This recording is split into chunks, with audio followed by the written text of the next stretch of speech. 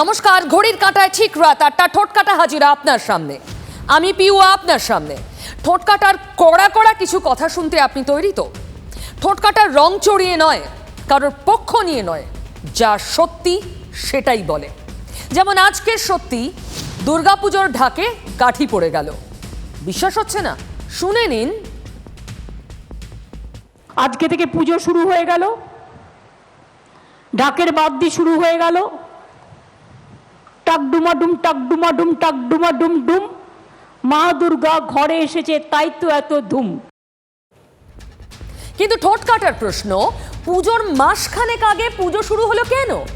ধন্যবাদ জানাতে চেয়েছিলেন মমতা, ইউনেস্কোকে বর্ণময় শোভাযাত্রা বের করলেন, কিন্তু প্রতি পদে পদে অনুচ্চারিত থাকলো কোন বার্তা? দিন রাত যাদের রাজনৈতিকভাবে বিঁধছেন তাদের অরাজনৈতিক উপায়ে বুঝিয়ে দিতে চাওয়া কোন কথা? মুখে ধন্যবাদ, মনে কোন কথা?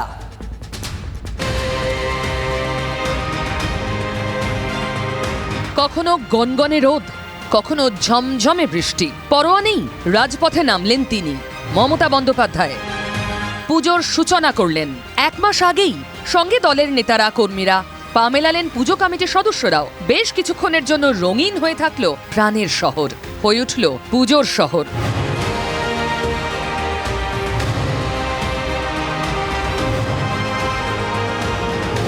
এবার ১ মাস ব্যাপী পুজোর আনন্দ। কয়েক বছর ধরেই মহালয়ার আগে থেকেই পুজোর শুরুয়াত হয়ে যায়, কারণ মুখ্যমন্ত্রী ফিতে কেটে উদ্বোধন করে দেন। এবার তা আরো অনেক আগে। কেন? গত ২-১ মাস ধরে দুর্নীতির অভিযোগ যেন গিলে খাচ্ছে তৃণমূলকে। মমতা বারবারই পাল্টা আক্রমণের রাজনীতিতে বিশ্বাসী। একটাও রাজনীতির শব্দ ব্যবহার করেননি আজ। তবু একসঙ্গে এত মানুষকে সম্পূর্ণ অরাজনৈতিক দুর্গাপুজো নিয়ে পথে নামিয়ে সব থেকে বড় রাজনৈতিক বার্তা দিয়ে দিলেন মমতা। মনটাকে সবুজ রাখুন, মনটাকে মানবিক রাখুন, মনটাকে উন্মুক্ত রাখুন, মনটাকে আকাশ ভাবুন, হৃদয়টাকে বড় করুন। আমরা আজ থেকে আনন্দ শুরু করলাম। ১ মাস ধরে আনন্দ চলবে। ওরা যা পারে করুক, ওরা ওই করতে করতে বিজেপি শেষ হয়ে যাবে। আমরা মানুষের সাথে থেকে পুজো করতে করতে আনন্দে সারা বাংলা জয় করে নিয়েছি। বলছেন কে? ফিরহাদ হাকিম। বার্তাটা শুনছেন সুকান্ত বাবু। মানুষ তৃণমূলের সঙ্গে, মানুষের সঙ্গে তৃণমূল, এই বার্তা স্পষ্ট করতে চাইলেন। পারলেন? কি বলছেন সুকান্তের প্রাক্তন? এরকম একটা মূর্খদের রাজ্য তৈরি করে এখানে পার্মানেন্ট উনি রাজত্ব করবেন, সে বম্বাগড়ের রাজার মতো। এটাই তো ওনার রেসিপি, ওনার রাজনীতি। এই লুটপাট হচ্ছে ও ভাবার দরকার নেই। ১ সেপ্টেম্বর পুজো শুরু বলে দিয়েছেন রাজ্যের মুখ্যমন্ত্রী। পুজো শুরু আগেই ঘোষণা করে দিয়েছিলেন তিনি। আজ প্রথম তো বললেন না। দুর্গাপুজোকে হেরিটেজের স্বীকৃতি দেওয়ায় ইউনেস্কোকে ধন্যবাদ জানিয়ে শোভাযাত্রাও করলেন। নিজে হাঁটলেন প্রায় ৮ থেকে ১০ কিলোমিটার লম্বা রাস্তা। লম্বা মিছিল দেখলো আজ আমাদের শহর। থমকে গেল কিছুক্ষণের জন্য কলকাতা। বোধহয় তার চেয়েও লম্বা বিতর্কের জন্ম দিয়ে গেল আজকের এই মিছিল।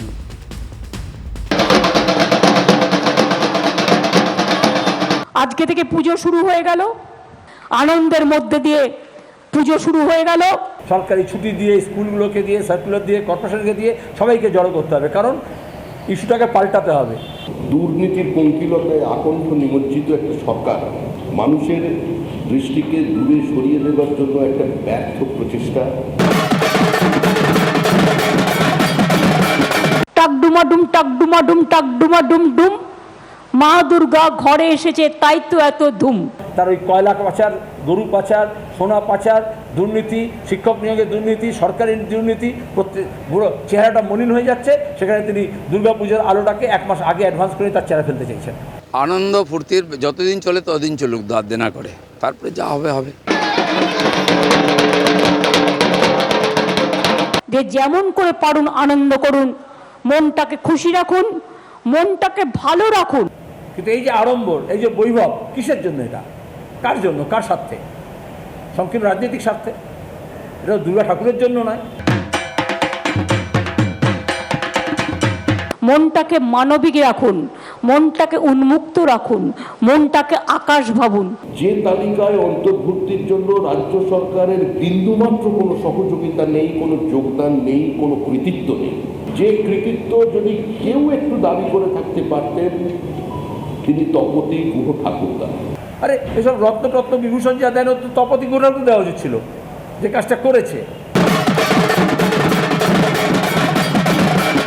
আমার ইউনেস্কোর সঙ্গে সরাসরি যোগাযোগ ছিল না, আমি এটা government of India ministry of culture আমাকে বলেছিল করতে, তাদের হয়ে আমরা কাজটা করেছিলাম বা বেঙ্গলের হয়েও কাজটা করেছি। হৃদয়টাকে বড় করুন, হৃদয়কে কখনো বন্ধ করা যায় না, হৃদয়টাকে খোলা রাখতে হয়।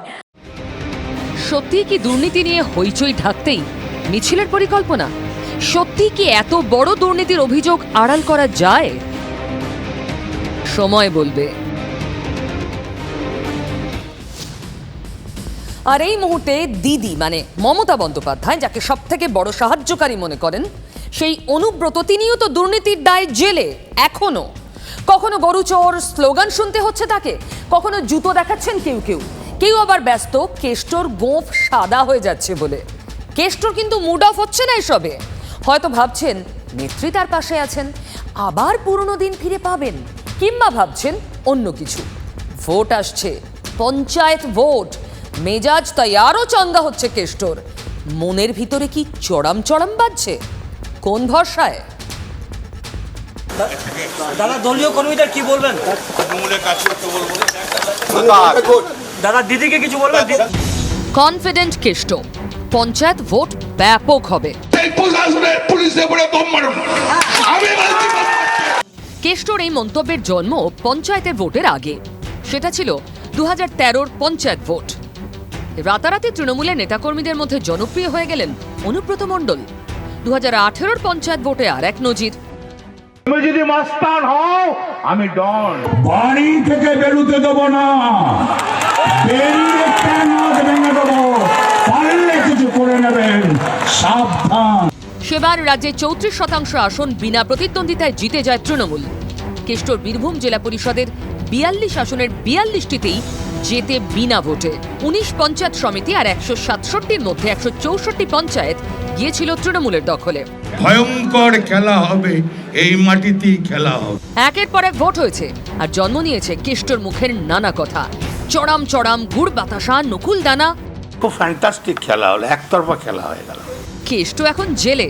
পঞ্চায়েত ভোটের আগে বাইরে বেরোতে পারবেন কিনা সন্দেহ, কিন্তু এখনই যেন নিশ্চিত। দাদা দলীয় কর্মীদের কি বলবেন? দাদা দিদিকে কিছু বলবেন? কেষ্ট কি ভাবছেন পঞ্চায়েতের আগেই তিনি আবার ঝাঁপাতে পারবেন ময়দানে? মাঠ কি তৈরি? আমরা প্রত্যেকে টিম অনুব্রত মণ্ডলের সদস্য, দাদা যেহেতু নেই, আমরা টিম হিসেবে একটা কাজ করব। মানে দল পরিচালিত কি হবে? এইভাবেই হবে, যেমনভাবে হচ্ছে তেমনিভাবে হবে। পঞ্চায়েতে ভারতীয় জনতা পার্টির কর্মী সমর্থকরা মাঠে নেমে লড়াই করবে এবং লড়াই হবে এবং ব্যাপক অর্থেই লড়াই হবে। কেষ্টকে ছাড়াই তৃণমূলকে ভোটে লড়তে হবে কিনা তা স্পষ্ট নয়, তবে কেষ্ট মডেলেই যে খেলার প্রস্তুতি চলছে তা স্পষ্ট। কেষ্ট আছেন নিজের মেজাজেই।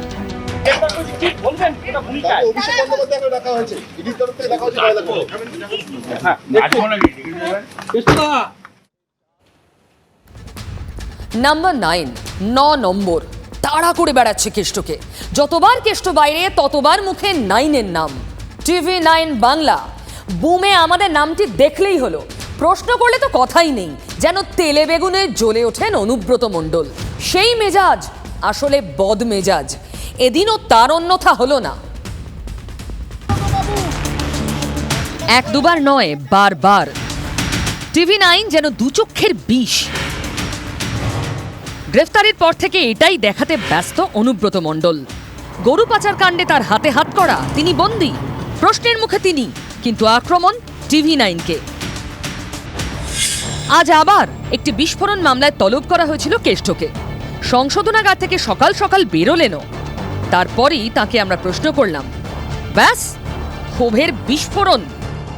9কে ভালোবাসে, কিন্তু 9কে ভালোবাসে, কিন্তু 9কে ভালোবাসে। এর আগেও তো এমনই ফর্ম দেখেছি। নিজাম প্যালেস থেকে আদালতে যাওয়ার পথেই হোক বা রুটিন স্বাস্থ্য পরীক্ষার জন্য, প্রত্যেকবার রিপিট মুডে তিনি। শব্দগুলো শুধু আলাদা, রাগ যে কে সেই। 9-এ কিছু বলবো না, খুশি? 9-এ কিছু বলবো না, খুশি? সেটা কোর্ট বুঝবে। আপনি কি হরিদাস পাল? আপনি কোন হরিদাস পাল? যা বলার বক্তব্য আপনার, যা বলার বক্তব্য আপনি বলুন, যা বলার বক্তব্য। আমাদের তোলা প্রশ্নের উত্তর দিতেই যত আপত্তি আপনার। কেন? কি করেছে টিভি9 বাংলা? সত্যিটা রাগঢাক না করে বলে, তাই এত অ্যালার্জি?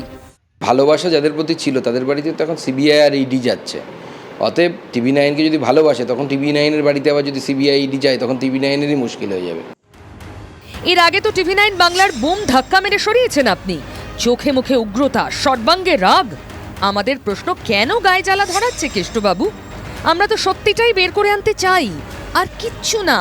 দিন রাত এক করে আমাদের কর্মযোগ্য সেই উদ্দেশ্যেই। এত কোটি কোটি দুর্নীতির অভিযোগ, সেটা সত্যি কিনা তার সন্ধানে আমরাও।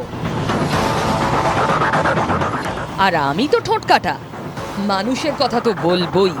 জবাব আপনি দেবেন কিনা অবশ্যই আপনার অধিকার, কিন্তু প্রশ্ন করা থামবে না। প্রশ্ন চলবে। আপনি টিভি9কে ভালোবাসুন না বাসুন, টিভি9 থামবে না কেষ্টবাবু। নাইনকে ভালোবাসে, কিন্তু নাইনকে ভালোবাসে, কিন্তু নাইনকে ভালোবাসে। এবার বালির কথা বলি, তার রাতারাতি হাওয়া হয়ে যাচ্ছে। কিভাবে? নৈহাটির জুবিলি ব্রিজ সংলগ্ন এলাকার সেই ছবি গতকাল আমরা দেখিয়েছিলাম কিভাবে বিশাল সাজ সরঞ্জাম সাজিয়ে চলছে বালি চুরির কর্মকাণ্ড। পুলিশ প্রশাসনের সামনে আমরা বলেছিলাম, তার 24 ঘন্টাও কাটলো না। কি হলো জানেন? ম্যাজিক, সব ভ্যানিশ। কেমন সব ফাঁকা, ধুধু করছে দেখুন। কে বলবে 24 ঘন্টা আগেও কি কাণ্ড চলছিল এখানে? ঠোঁট কাটার খবরের জোর। নৈহাটির জুবিলি ব্রিজ সংলগ্ন এলাকা থেকে রাতারাতি হাওয়া হয়ে গেল বালি চুরির সব সরঞ্জাম। আপনারা খবর করেছেন, তাদের ভয় হয়ে গেছে, সত্যিটা সামনে আসছে। বালি খাদান বন্ধ, এ যেন পিসি সরকারের জাদু। ভ্যানিশ রাতারাতি। নেই বালি তোলার তৎপরতা, নেই সেই সমস্ত ভারী ভারকাম যন্ত্রপাতি যা ঠাসা ছিল নদীর পাড়ে। আমাদেরই খবরের জের। সক্রিয় পুলিশ। খবর পেয়েছি আমরা, বন্ধ হয়ে গেছে, আমরা যাঞ্চ করছি কি হয়েছে। ঠিক আছে। টিভি9 বাংলা এই পাচারকাণ্ডের পর্দাফাঁস করতেই যেন ঝড় বয়ে গেছে। ইতিমধ্যে মুখ্যমন্ত্রী মমতা বন্দ্যোপাধ্যায়কে বিষয়টি নিয়ে ইমেল করেছেন ব্যারাকপুরের সাংসদ অর্জুন সিং। অভিষেক বন্দ্যোপাধ্যায়কেও মেল করা হয়েছে, জানান তিনি। তবে কি খেলা শেষ? বোধহয় না। আর তা মানছেন সাংসদও। খেলাটা আছে, বন্ধ আছে, ওখানে এখনো নাকি নৌকা রাখা আছে। যখনই সুযোগ পাবে কিছু অসাধু ব্যক্তি বালি তুলবে, তাতে দলের বদনাম হচ্ছে। আপাতত পাচারে দাড়ি পড়েছে, তবে তা যেন সাময়িক না হয় সেটাও তো দেখতে হবে। চাই প্রশাসনিক কড়াকড়ি, দাবি স্থানীয়দের। কোথায় গেল সেই বালি? পুরো নিশ্চিহ্ন। আমরা নজরদারি রাখলাম, আবার যদি এই বালি খাদান আবার শুরু হয় আমরা আবার খবর করব, প্রকাশ্যে জনসমক্ষে দেখাবো সেই বালি খাদান, বেআইনি বালি খাদানের দৃশ্য। সত্যি তুলে ধরাই ঠোঁট কাটার কাজ। অবিচল ঠোঁট কাটা টিভি9 বাংলা। 1 মাস আগে আজই পুজোর ঢাকে কাঠি পড়ে গেছে।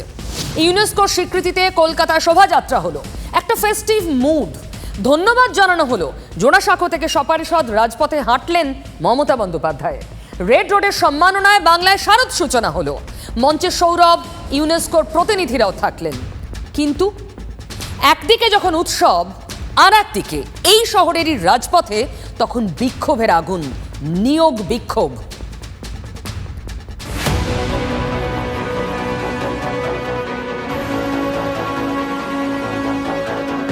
দীর্ঘদিন ধরে পিটিআই ছাত্রদের নিয়ে আমরা লড়াই করছি, অথচ মুখ্যমন্ত্রী তার চাকরি বিক্রি করে দিচ্ছে আর আমার দিকে মারধর করে চাঞ্চল্য করে নিয়ে চলে যাচ্ছে, মারধর করছে। শুধু প্রতিশ্রুতি। এরা শুনছেন প্রায় 1 যুগ ধরে। 2005-06 সালে কেউ তো আরও বছর কয়েক আগে থেকে প্রাইমারি টিচার্স ট্রেনিং পরীক্ষায় উত্তীর্ণ হয়েছিলেন। তারপর অপেক্ষা এখনো চলছে। বাড়ছে হতাশা, চড়ছে ক্ষোভ। যে ক্ষোভের আগুন আজ রাজপথে দেখা গেল। একদিকে পুজোর আনন্দ উদযাপন, ধন্যবাদ জ্ঞাপন, আর অন্যদিকে ক্ষোভের আগুন। পুড়ে ছাই পরীক্ষা পাশের সার্টিফিকেট। প্রতীকী হিসাবে টেট যে সার্টিফিকেট তা কিন্তু তারা জ্বালিয়ে দিলেন, এবং সেই প্রতিবাদের মাধ্যমেই শিক্ষক নিয়োগ ঘিরে যে অস্বস্তি, সেই অস্বস্তিকে আরও বাড়িয়ে তুলল প্রাইমারি টিচার্সদের সংগঠন। লক্ষ্য ছিল বিকাশ ভবন। মেট্রো স্টেশনের সামনে থেকে পিটিটিআই চাকরি প্রার্থীরা মিছিল করে সেদিকেই এগোচ্ছিলেন, কিন্তু পথেই আটকে দেয় পুলিশ। তারপরেই ধুমধুমার, রীতিমতো চ্যাংদোলা করে গাড়িতে তোলে পুলিশ। আমাদের তো বয়স হয়ে যাচ্ছে, এরপরে তো বলবে তোমাদের বয়সের জন্য হচ্ছে না। পিঠ একদম থেকে গেছে, 5-6 থেকে চলে যাচ্ছে, লড়াই চলেই যাচ্ছে। চাকরি চাই আমাদের, আমাদের অনেক লোকের চাকরি হয়ে গেছে, আমাদের চাকরি হয় না, কেন হবে না চাকরি এটা বলুন। আমরা যোগ্য প্রার্থী, অথচ অযোগ্যরা টাকা দিয়ে চলে যাচ্ছে, কিসের জন্য এটা হবে? আমাদেরকে তুলে নিয়ে আমাদের জেলে ভরে দিচ্ছে, এই তো ওনার পুলিশি ব্যবস্থা। 11 বছর ধরে শুধুই প্রতিশ্রুতি, কিন্তু কোনো নিয়োগ নেই। অভিযোগ এদের। শুকনো কথায় কি আর চিড়ে ভেজে পেট ভরে, জীবন চলে? মন ভোলানো কথা আর কত? প্রশ্ন এই চাকরি প্রার্থীদের।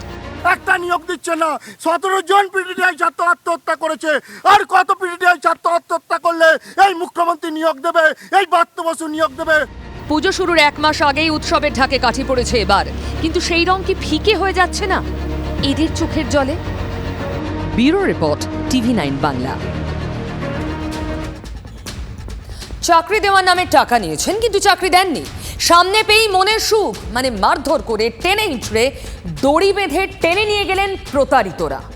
নিশ্চয়ই জানতে চাইছেন কোথাকার ঘটনা, নিশ্চয়ই ভাবছেন এর সঙ্গে নির্ঘাত কোনো তৃণমূল নেতা জড়িয়ে। দেখুন, ইনি মালদা থেকে এসেছিলেন খড়গপুরে, সেখান থেকে এসেছেন আরো কয়েকজন। হঠাৎ দেখতে পান এই মহিলাকে। এই মহিলা নাকি রেলে চাকরি দেবেন বলে টাকা নিয়েছিলেন। তারপর ওরা সবাই এসেছিলেন খড়গপুরের গোলবাজারের একটি আবাসনে। সেখানে ছিল বিজেপির শ্রমিক সংগঠন ভারতীয় রেলওয়ে মালগুদাম শ্রমিক সংঘের সম্মিলনী অনুষ্ঠান। প্রধান অতিথি ছিলেন বিজেপি সাংসদ দিলীপ ঘোষ। মহিলাকে ধরেছে যারা রেলের চাকরি করিয়ে দেওয়ার নাম করে প্রচুর টাকা নিয়েছে, মালদা থেকে প্রচুর মহিলা তাকে মারতে মারতে নিয়ে গেল। জিজ্ঞেস করবেন এখানকার ইউনিয়নের যারা নেতা আছেন, তারা দেখবেন ব্যাপারটা কি আছে।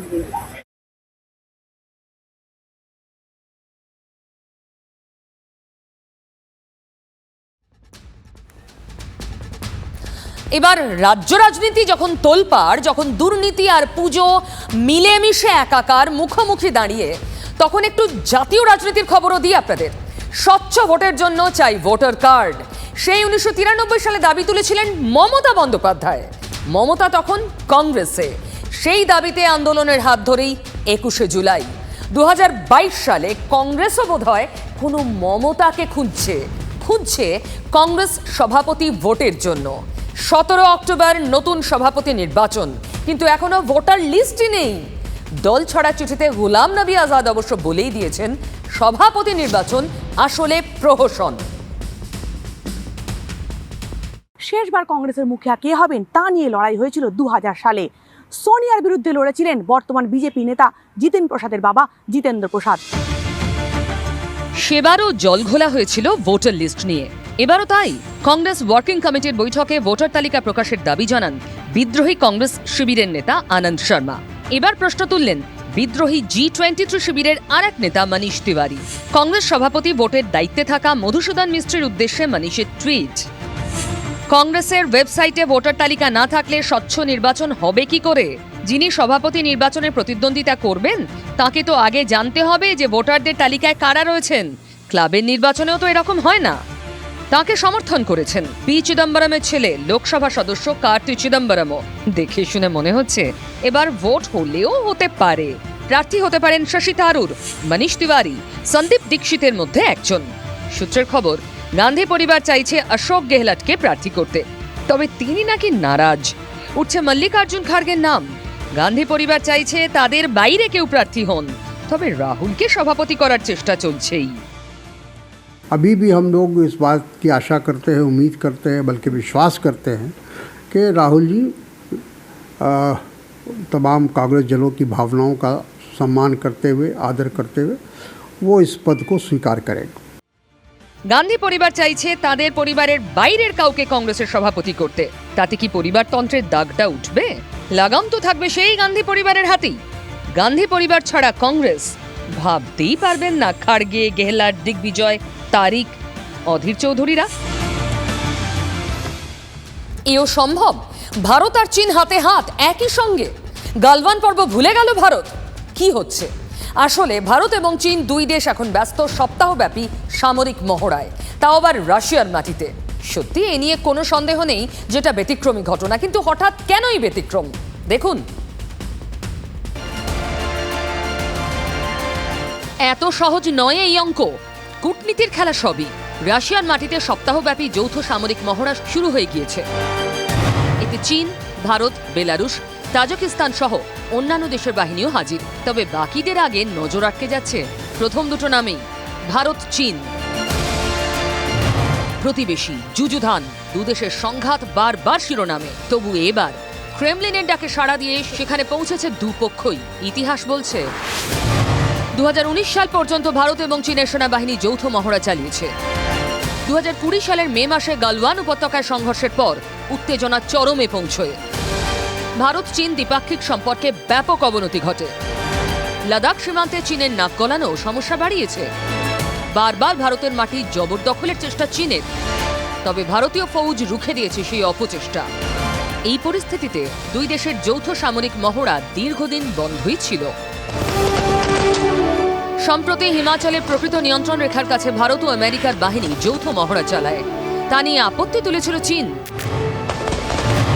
আর এবার সেই লাল ফৌজের সঙ্গেই মহড়ায় সামিল ভারতীয় সেনা। কূটনৈতিক মহলের মত, ভারত আসলে সুকৌশলে ভারসাম্য রক্ষায় ব্যস্ত। একদিকে ইউক্রেনের বিরুদ্ধে যুদ্ধে ব্যস্ত রাশিয়া, ওদিকে মার্কিন হাউস স্পিকার ন্যান্সি পেলোসির সাম্প্রতিক তাইওয়ান সফরের পর চীনও চোখ রাঙাচ্ছে। জিনপিং, পুতিন দুজনেরই টার্গেট মার্কিন যুক্তরাষ্ট্র সহ পশ্চিমী দুনিয়া। প্রশ্ন উঠছে, এই ভারত চীন রাশিয়া যৌথ মহড়ার পরিণাম কি হতে চলেছে? এর ফলে কি পশ্চিমী দেশগুলোর সঙ্গে ভারতের সম্পর্কে চিড় ধরবে? ইউক্রেন যুদ্ধে ভারত সরাসরি কোনো পক্ষকেই সমর্থন করেনি, তবে রাশিয়ার থেকে তেল কিনেছে ভারত, যা নিয়ে ক্ষোভও প্রকাশ করে আমেরিকা। ভারসাম্যের জটিল অঙ্কের কূটনৈতিক সমাধান নিয়ে ময়দানে দিল্লি, তবে আন্তর্জাতিক ক্ষেত্রে তা কতটা কার্যকরী হবে?